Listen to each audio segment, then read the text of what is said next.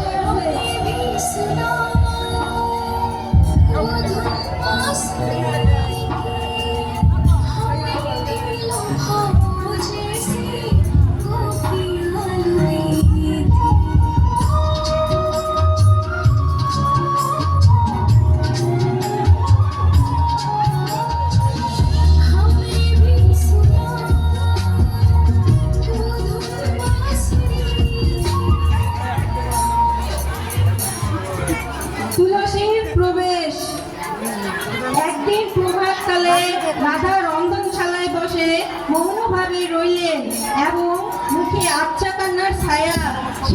তুলসী রাধাকে বললেন,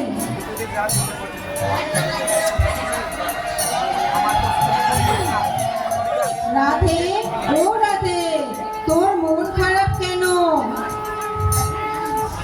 রাধা বলল, প্রাণবল্লভের জন্য আমার বড়ই মন খারাপ। তুই একটু পারবি গাঁথামালা নিয়ে তার গলায় পরিয়ে দিতে? সেই প্রসাদী মালার স্বাদ আমি গ্রহণ করব। তুলসী তখন বলল, রাধে, আচ্ছা ঠিক আছে, আমি করব ক্ষম।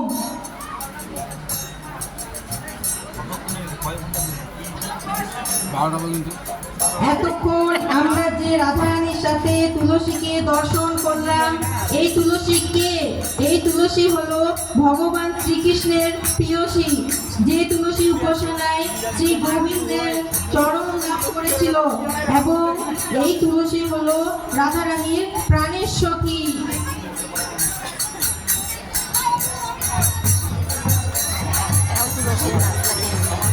রাধার প্রবেশ। এরপর রাধারানী মনের আনন্দে মালাটি গাঁথতে শুরু করেন।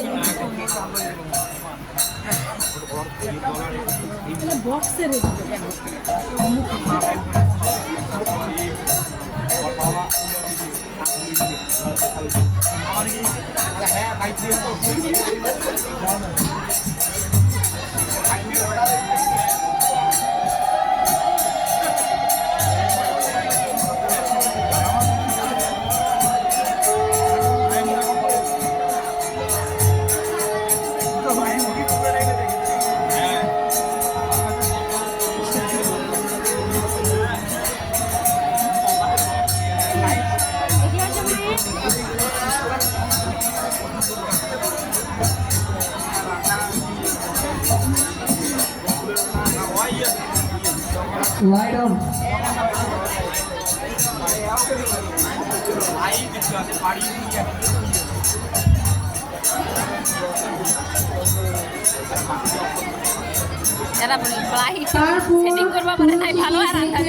তার গাছামালাটি দিয়ে বলে, তুলসী যা আমার প্রাণবল্লভকে দিয়ে আয়।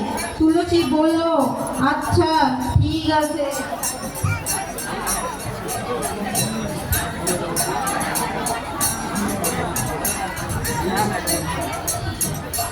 তারপর তুলসী মনের আনন্দে মালাটি নিয়ে কৃষ্ণের উদ্দেশ্যে রওনা দিল।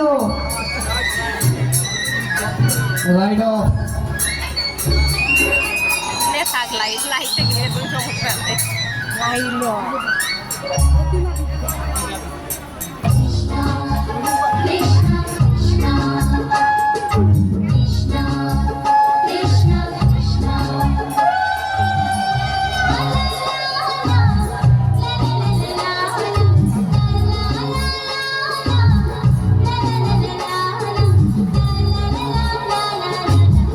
মায়েরা সবাই বলুন ধরে দেই।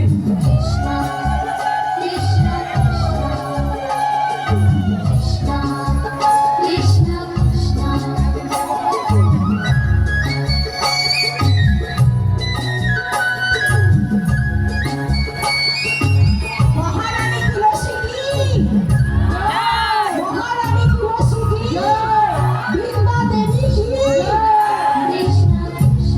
মহারানী তুলসী কি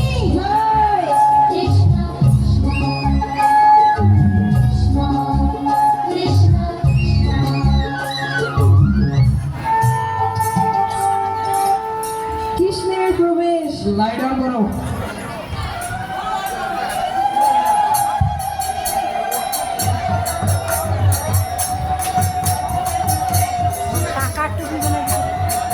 তুলসীকে দেখেই কৃষ্ণ বলল, কি ব্যাপার তুলসী, তুমি আমার কাছে এসেছো কেন? তুলসী বলল, আমার সখীর বড়ই মন খারাপ, সে তার গাঁথামালাটি দিয়েছে এবং তোমাকে প্রসাদী করে দিতে বলেছে। কৃষ্ণ তখন বলল, আচ্ছা ঠিক আছে, আমি তোমার সখীর মালাটি প্রসাদী করে দিব। আর তোমার সখীকে বলো, যদি সে আমার সাথে দেখা করতে চায় তাহলে যেন সে ভানু পূজার ছলনা করে কানু পূজা করে। তুলসী বলল, আচ্ছা ঠিক আছে।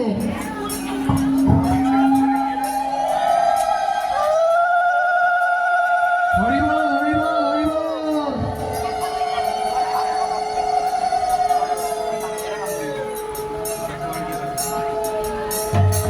দেখাতে পারছি না